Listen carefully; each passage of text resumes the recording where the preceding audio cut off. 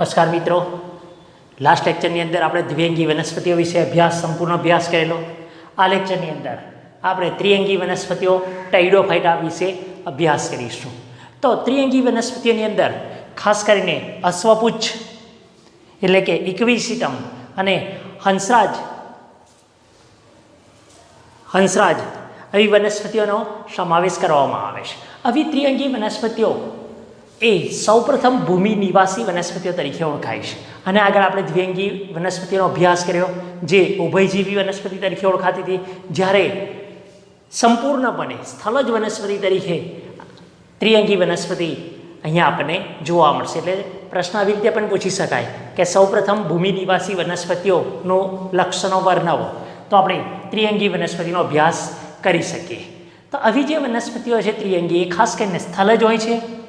આપણે નિવાસ સ્થાન જોઈએ તેનું, અથવા સ્થાન વસવાટ. તો સ્થળજ ઠંડા અને ભેજયુક્ત પ્રદેશોની અંદર જોવા મળે છે, છાયાપ્રિય વસવાટની અંદર જોવા મળે છે. કેટલીક વાર એવું પણ બને છે કે રેતાળ જમીનની અંદર સારી રીતે એનો વિકાસ થયેલો ફેલાયેલી જોવા મળે છે. આવી વનસ્પતિઓ એ ખાસ કરીને ઔષધકીય રીતે ઉપયોગી જોવા મળે છે. આ ઉપરાંત ભૂમિ જમીનના બંધકો તરીકે, એટલે ધોવાણ અટકાવવા માટે ભૂમિના બંધકો તરીકે જોવા મળે છે. આ ઉપરાંત સુશોભન માટે ઘરની બહાર ઇન્ડોર અને આઉટડોર પ્લાન્ટ તરીકે પણ આવી ત્રિઅંગી જુદી જુદી વનસ્પતિઓ આપણે સુશોભન માટે ઉપયોગમાં લઈએ છીએ. આવી વનસ્પતિ છે એ વનસ્પતિ એ સાચા મૂળ પર્ણોને પ્રકાંડ ધરાવે છે, એટલે જ આપણે એને ત્રિઅંગી વનસ્પતિ તરીકે ઓળખીએ છીએ. મિત્રો, આઇગ્લર નામના વૈજ્ઞાનિકે અપુષ્પી વનસ્પતિ તરીકે લીધેલી એને, કારણ કે આના પર પુષ્પો નથી જોવા મળતા આપણને, પરંતુ મૂળ પ્રકાંડ અને પર્ણો, સાચા મૂળ પ્રકાંડ અને પર્ણો જોવા મળે, જે આના આગળ દ્વિઅંગી વનસ્પતિની અંદર જોવા મળતા ન હતા. અહીંયા આ ઉપરાંત એટલે મૂળ પ્રકાંડ પર્ણ ધરાવતી વનસ્પતિ, પ્રકાંડ પર્ણ ધરાવતી વનસ્પતિ. આ ઉપરાંત એક વિશિષ્ટ લક્ષણ તરીકે આપણે એને યાદ રાખીશું કે વાહક પેશીઓ ધરાવે છે. એટલે આપણને અહીંયા પ્રશ્ન પૂછાય, સૌ પ્રથમ વાહક પેશીયુક્ત વનસ્પતિઓના ઉદાહરણ જણાવો અથવા તો લક્ષણો પૂછે તો વાહક પેશીધારી વનસ્પતિ. મિત્રો, વાહક પેશી બે પ્રકારની જોવા મળે છે, જલવાહક પેશી અને અનવાહક પેશી. જલવાહક પેશી પાણી અને ખનિજ ક્ષારોનું વહન કરે છે, અને અનવાહક પેશી પર્ણો દ્વારા તૈયાર થયેલા ખોરાકનું વહન કરે, જેનો આપણે સવિશેષ અભ્યાસ વનસ્પતિ પેશીની અંદર કરીશું. અહીંયા તો આ જે વાહક પેશીધારી વનસ્પતિઓ, સૌપ્રથમ વાહક પેશીધારી અહીંયા આપણને જોવા મળે છે. એટલે આ રીતે પણ આપણને પ્રશ્ન પૂછી શકાય, જલવાહક અને અનવાહક પેશી ધરાવતી વનસ્પતિઓ જોવા મળે. તેના પર્ણોની વાત કરીએ આપણે, તો પર્ણો અહીંયા આપણને બે ટાઈપના જોવા મળે છે. એક જે પર્ણો જોવા મળે છે એ પર્ણો નાના એટલે કે સૂક્ષ્મ પર્ણી છે, સૂક્ષ્મ પર્ણી, અને આપણે એને સૂક્ષ્મ પર્ણી કહીએ. બીજા મહાપર્ણી વનસ્પતિ તરીકે ઓળખીએ આપણે. એટલે કે નામ પ્રમાણે આના પર્ણો નાના છે, અને અહીંયા પર્ણો કેવા જોવા મોટા પર્ણો છે. અને ખાસ આપણે એના ઉદાહરણો યાદ રાખીશું કે આ જે નાના પર્ણો છે એ શિલા જીલેલાની અંદર જોવા મળશે આપણને, શિલા જીલેલા. અને જે મોટા પર્ણો છે એ આપણને હંસરાજ અથવા તો ફંસની અંદર જોવા મળશે. જે આવી વનસ્પતિ જોવા મળે છે એના પર્ણો આની સાપેક્ષમાં આ મોટા જોવા મળે છે, એટલે આને મહાપર્ણી કહીશું આપણે હંસરાજને. જ્યારે શિલા જીલેલાને આપણે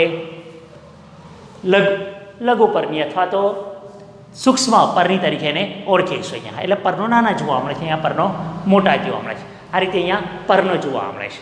ત્યારબાદ તેના જીવનચક્રની વાત કરીએ આપણે, તો જીવનચક્રની અંદર આપણને ખબર છે એકાંતર જનનની ઘટના જોવા મળે છે. એકાંતર જનનની ઘટનાની અંદર બીજાણુજનક અવસ્થા અને જન્યુજનક અવસ્થા, એ બે અવસ્થાઓ આવેલી હોય છે. દ્વિઅંગી વનસ્પતિની વાત કરીએ આપણે, તો દ્વિઅંગી વનસ્પતિની અંદર જન્યુજનક અવસ્થા મુખ્ય હતી, જ્યારે બીજાણુજનક અવસ્થા ગૌણ હતી.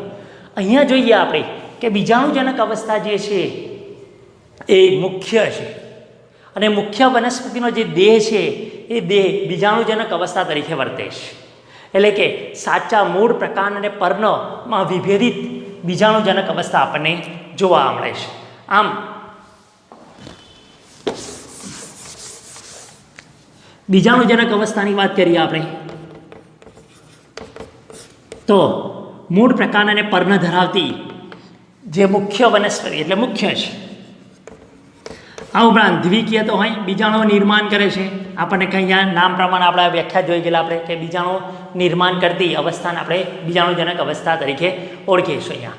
અને વાહક પેશી પણ ધરાવતી એટલે કે મુખ્ય છે વનસ્પતિ દેહ સ્વરૂપે જોવા મળે છે. એટલે તેમાં સારી રીતે વિભેદિત થયેલી વાહક પેશીઓ જલવાહક અને અન્નવાહક જોવા મળે છે. આવી જે બીજાણુજનક અવસ્થા છે એ બીજાણુજનક અવસ્થામાં અહીંયા બીજાણુ ધાની ધારણ કરે છે. બીજાણુજનક અવસ્થા બીજાણુ ધાની જોવા મળે છે કે જેમાં બીજાણુઓ આવેલા હોય છે. એ બીજાણુ ધાની જે પર્ણો પર આવેલા હોય તે પર્ણોને આપણે બીજાણુ પર્ણ તરીકે ઓળખીશું. બીજાણુ પર્ણ જોવા મળે. એટલે હંસરાજ જેવી વનસ્પતિ છે એ હંસરાજ જેવી વનસ્પતિની અંદર આ જે પર્ણ છે એ પર્ણની વક્ષ બાજુએ એટલે કે પાછળની બાજુએ અહીંયા આવા ટપકા જેવી રચનાઓ જોવા મળે છે આપણને.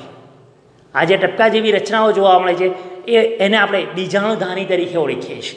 એટલે મિત્રો આ જોવા મળે છે સ્પષ્ટ રીતે અહીંયા આપણે દેખી શકાય છે કે આ જે ટપકા જોવા મળે છે કિનારી ઉપર એને આપણે બીજાણુ ધાની કહીએ છીએ. અને આવી બીજાણુ ધાની ધરાવતા જે પર્ણ છે તેને આપણે બીજાણુ પર્ણ તરીકે ઓળખીશું. એટલે બીજાણુજનક અવસ્થા બીજાણુ ધાની ધારણ કરે છે જે પર્ણ જેવા ઉપાંગોમાં કક્ષાંતરિત એટલે કે સ્થાપિત થયેલી જોવા મળે છે. અને તેથી જ આ પર્ણને આપણે બીજાણુ પર્ણ તરીકે ઓળખીશું. પરંતુ કેટલીક વનસ્પતિઓની અંદર ખાસ કરીને ઇક્વિસિટમ જેવી વનસ્પતિની અંદર આવા જે બીજાણુ પર્ણો છે એ બીજાણુ પર્ણો વિશિષ્ટ રીતે સંગઠિત થઈ એકઠા થઈ અને શંકુ અથવા પ્રશંકુ જેવી કોન્સ એટલે કે શંકુ અથવા પ્રશંકુ જેવી રચનાઓ નિર્માણ કરે છે. શિલાજીલેરાની અંદર બી શંકુ જોવા મળે છે.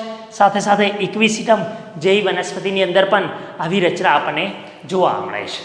તો બીજાણુજનક અવસ્થાની આપણે ફરી એકવાર ટૂંકમાં વાત કરીએ કે બીજાણુજનક અવસ્થા એ મુખ્ય અને વનસ્પતિ દેહ સ્વરૂપે જોવા મળે છે જેમાં મૂળ પ્રકાર અને પર્ણ સાચા જોવા મળે છે. આ ઉપરાંત વાહક પેશીમાં વિભેદન પામેલી જોવા મળે છે. ઉપરાંત બીજાણુજનક અવસ્થામાં બીજાણુ ધાની આવેલી છે જે બીજાણુ ધાનીઓ તેના પર્ણ જેવા ઉપાંગોમાં કક્ષાંતરિત એટલે કે સ્થાપિત થયેલી હોય છે તેવા પર્ણને આપણે બીજાણુ પર્ણ તરીકે ઓળખીશું. અને આવા બીજાણુઓ કેટલીક વનસ્પતિની અંદર બીજાણુ પર્ણો વિશિષ્ટ રીતે સંગઠિત થઈ અને આખી જ શંકુ અથવા તો પ્રશંકુ જેવી રચનાઓ નિર્માણ કરે છે. ઉદાહરણ તરીકે શિલાજીલેલા અને ઇક્વિસિટમ. એટલે પ્રશંકુ કે શંકુ ધરાવતી વનસ્પતિ ત્રિઅંગી વનસ્પતિઓ શિલાજીલેલા ઇક્વિસિટમ. બીજાણુ પર્ણ ધરાવતી વનસ્પતિ હંસરાજ આવશે. અહીંયા આવી જે બીજાણુ ધાનીઓ જે જોવા મળે છે આ શંકુ કે બીજાણુ ધાનીઓ તે બીજાણુ ધાનીની અંદર જે કોષો આવેલા હોય છે જેને આપણે બીજાણુ માતૃકોષ તરીકે ઓળખીશું. બીજાણુ માતૃકોષ એ બીજાણુ માતૃકોષ અર્ધીકરણ પામે છે. એટલે બીજાણુ માતૃકોષ 2n હોય છે દ્વિકીય અર્ધીકરણ પામી અને બીજાણુઓમાં નિર્માણ પામે છે. એટલે કે n બની જાય છે એકકીય બીજાણુઓ નિર્માણ પામે છે. 2n બને અર્ધીકરણ થાય છે અને અર્ધીકરણ થવાને કારણે આ જે બીજાણુઓ નિર્માણ પામે છે. આવા જે બીજાણુઓ છે એ બીજાણુઓ હવે અંકુરિત પામે છે.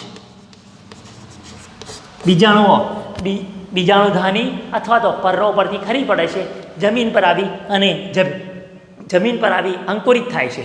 અને અંકુરિત થવાને કારણે નરી આંખે જોઈ શકાય તેવા એટલે સૂક્ષ્મ જોઈ શકાય તેવા હોય છે. નરી આંખે સૂક્ષ્મ હોય છે નાના પરંતુ બહુકોષી હોય અને વાનસ્પત આ જે દેહ છે એનાથી મુક્ત હશે એટલે મુક્તજીવી અને પોતાનો ખોરાક નિર્માણ કરે તેવા એટલે કે પ્રકાશ સંશ્લેષી સુકાય સ્વરૂપે જોવા મળે છે જેને આપણે પ્રસુકાયક તરીકે ઓળખીશું. પ્રસુકાયક પ્રોથેલસ. અને આ જે અવસ્થા છે એ અવસ્થા જન્યુજનક અવસ્થા તરીકે હવે આપણે એને ઓળખીશું. એટલે બીજાણુજનક અવસ્થામાંથી જન્યુજનક અવસ્થા નિર્માણ પામશે.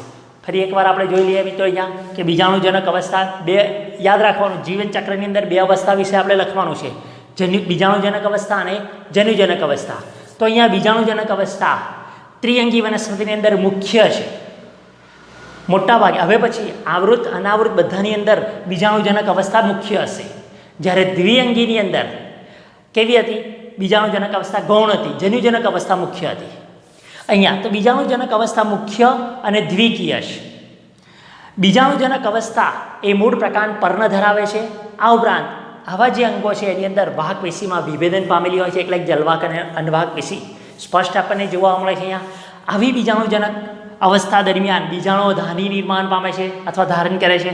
આવા બીજાણુધાની એ પર્ણ જેવા ઉપાંગો ઉપર કૃંતલ અહીંયા કક્ષાંતિત થયેલી જોવા મળે છે, જેને આપણે બીજાણુ પર્ણ તરીકે ઓળખીશું. આવા બીજાણુ પર્ણો વિશિષ્ટ રીતે એકઠા થઈ અને શંકુ અથવા પ્રશંકુ જેવી રચના બનાવે છે, જે ઉદાહરણ તરીકે આપણે જોઈએ શિલાજેલેલા અને ઇક્વિસિટા. આવી વનસ્પતિની અંદર પ્રશંકુ જોવા મળે છે આપણને. આવા જે બીજાણુધાની છે એ બીજાણુધાનીની અંદર જે કોષો જોવા મળે, જેને આપણે બીજાણુ માતૃકોષ કહેવામાં આવે છે, જે દ્વિકીય હોય છે, એવા કોષો અર્ધીકરણ પામી અને એકકીય બીજાણુ નિર્માણ પામે છે. આવા બીજાણુઓ બીજાણુધાનીમાંથી મુક્ત થઈ અને અંકુરિત થઈ ત્યાં જમીન પર નરી આંખે જોઈ શકાય તેવા નાના બહુકોષીય મુક્ત પ્રકાશસંશ્લેષી સુકાઈનું નિર્માણ પામે છે, જેને આપણે પ્રસુકાય અથવા પ્રોથેલસ કહીશું, જે જન્યુજનકની અવસ્થા તરીકે આપણે એને જોઈએ છે. તો અહીંયા આ જે ઘટના છે એ ઘટના આપણે બીજાણુજનક તરીકે વળગી. બીજાણુજનક અવસ્થા બાદ જન્યુજનક અવસ્થાની વાત કરીશું આપણે. જન્યુજનક અવસ્થા તો આપણે આગળ જોઈ ગયા કે બીજાણુજનક અવસ્થા છે એ બીજાણુજનક અવસ્થામાં જે બીજાણુઓ નિર્માણ પામે છે એ બીજાણુઓ અંકુરિત થઈ અને પ્રસુકાયક નિર્માણ કરે છે, અને એ પ્રસુકાયકને આપણે જન્યુજનક અવસ્થા તરીકે ઓળખીએ. પ્રસુકાયક મિત્રો નાના નરી આંખે જોઈ શકાય તેવા મુક્તજીવી પ્રકાશસંશ્લેષી જોવા મળે છે. આવા પ્રસુકાયક જન્યુજનક અવસ્થા તરીકે જોવા મળે છે. તો આવી જે જન્યુજનક અવસ્થા છે એમાં બે પ્રકારના અંગો ધારણ કરે છે, લિંગી અંગો, નરલિંગી અંગો અને માદાલિંગી અંગો. નરલિંગી અંગોને આપણે કહીશું એને પૂજન્યુધાની કહેવામાં આવે છે, પૂજન્યુધાની.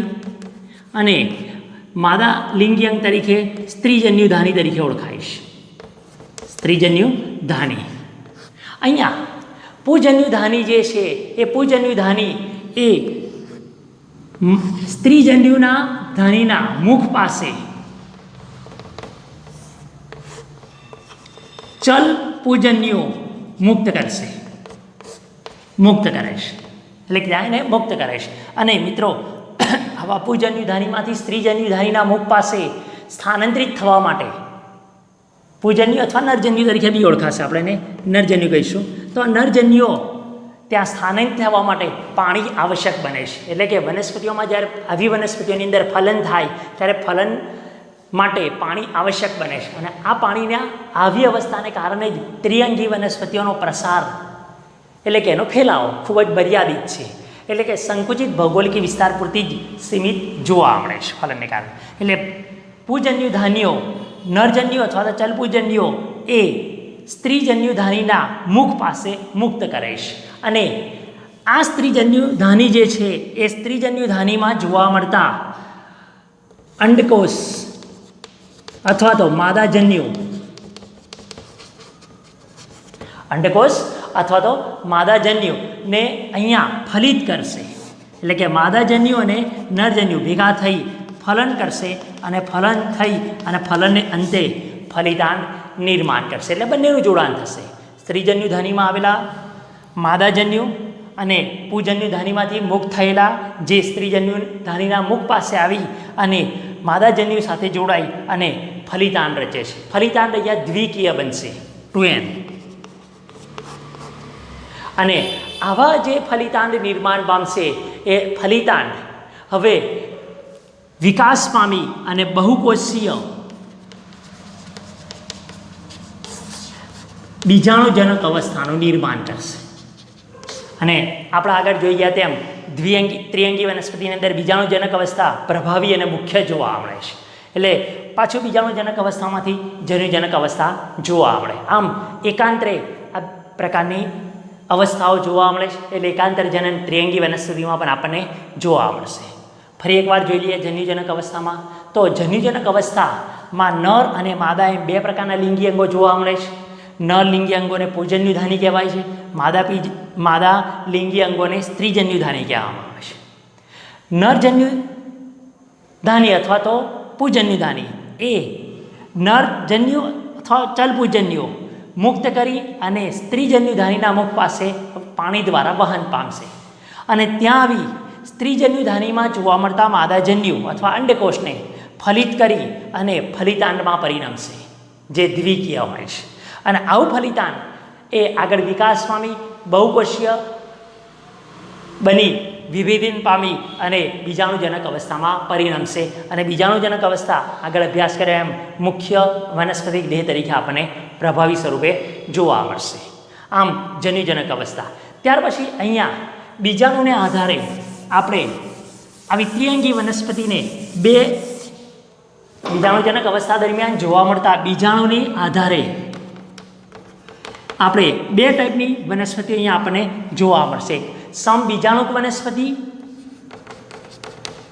સમબીજાણુક વનસ્પતિ અને વિષમ બીજાણુક વનસ્પતિ. વિષમ બીજાણુક વનસ્પતિ.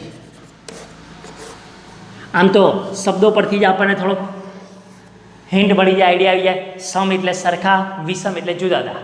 તો જે વનસ્પતિઓની અંદર મોટાભાગની જે વનસ્પતિઓ છે એમાં જે બીજાણુઓ છે એ બીજાણુઓ એક સરખા પ્રકારના જોવા મળે છે. એક સરખા પ્રકારના બીજાણુઓ આવેલા હોય, ધરાવતા હોય તો તેવી વનસ્પતિઓને આપણે શું કહીશું? સમબીજાણુક વનસ્પતિ તરીકે ઓળખીશું.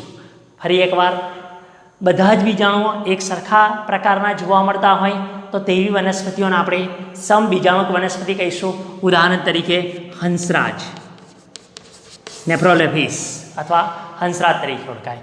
અહીંયા વાત કરીએ તો અહીંયા બે પ્રકારના બીજાણુઓ નિર્માણ પામે છે. મોટા બીજાણુઓ હોય મહાબીજાણુ તરીકે ઓળખીશું એને, અને નાના જોવા મળે તેને લઘુ બીજાણુ તરીકે ઓળખીશું.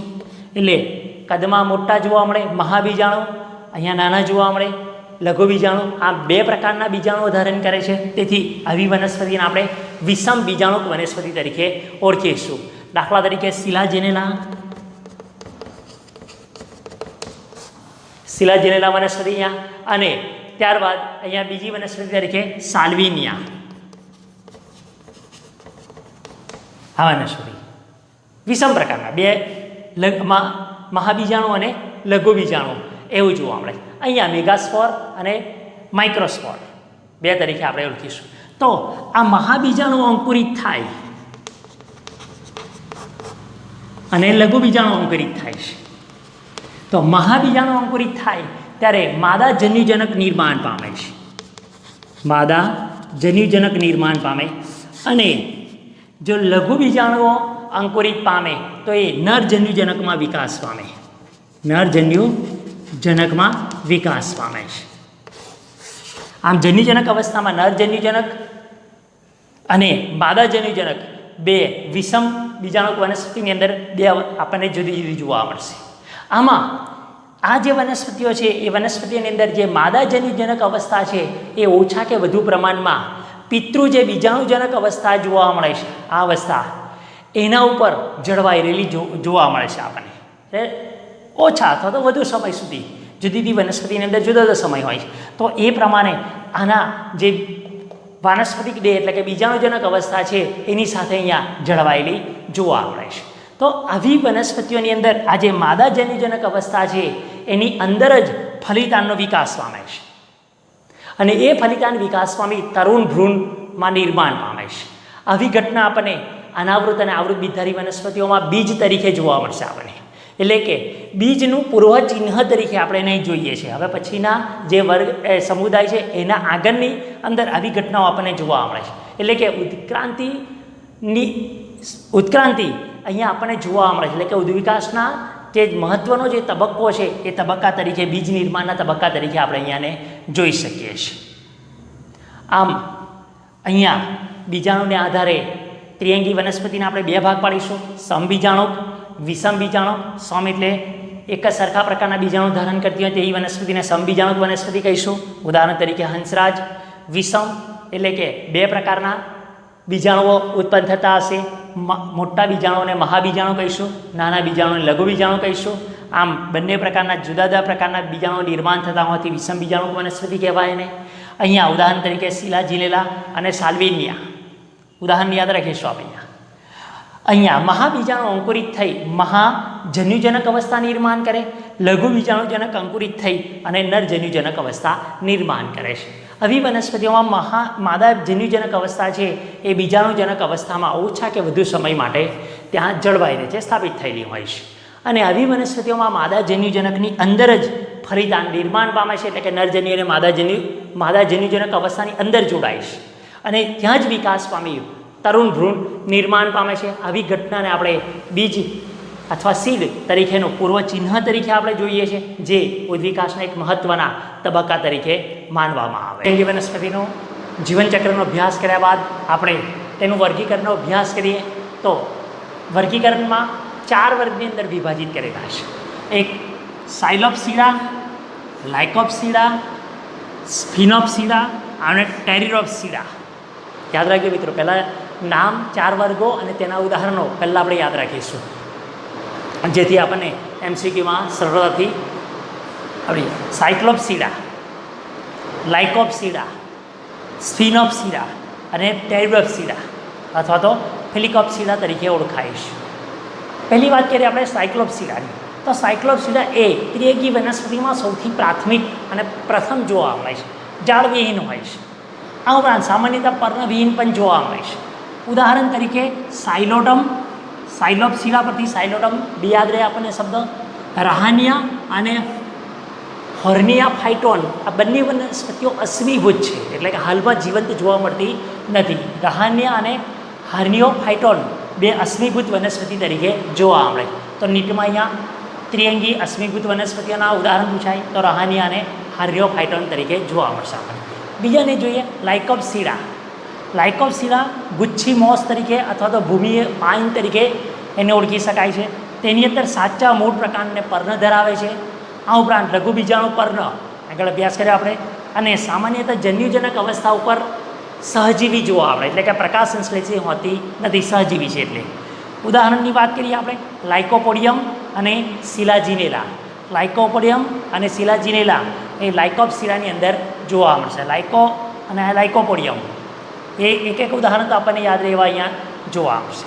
સ્ફિનોપ્સીડા, તો સ્ફિનોપ્સીડાની વાત કરીએ આપણે તો અશ્વપુચ્છ ઇક્વિસિટમને આપણે અશ્વપુચ્છ તરીકે પણ ઓળખી, ઘોડાની પૂંછ જેવા એના પર્ણો ગોઠવાયેલા જોવા મળે, શાખાઓ ગોઠવાયેલી છે, એટલે આપણે એને અશ્વપુચ્છ તરીકે ઓળખીશું અહીંયા.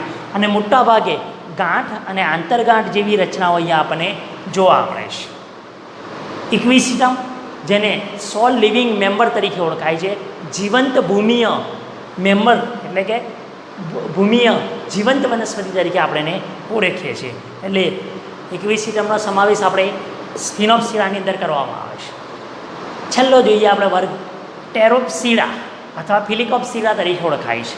ટેરોપ્સીડાની અંદર હંસ અથવા હંસરાજની વાત કરીએ તો મિત્રો હંસરાજની વાત કરીએ તો હંસરાજ બધા જુદી જુદી રીતે જોવા મળે છે. આ હંસરાજ છે અને આ પર્ણો ઉપર એની જુદી જુદી જાતો છે, બધાને સામૂહિક રીતે ફંસ તરીકે ઓળખાય છે. અને આ પર્ણો ઉપર આપણે જોઈ ગયા તેમ આ બીજાણુ ધાનીઓ આપણને જોવા મળે છે. આ એક જોવા મળે છે, આ બીજી હંસરાજ છે, તેના પર્ણો ઉપર તેની બીજાણુ ધાનીની જે ગોઠવણી છે એ ગોઠવણીને આધારે તેનું આગળ વર્ગીકૃત કરેલું છે, સાહિત્યની અંદર સમાવેશ કરવામાં આવે છે.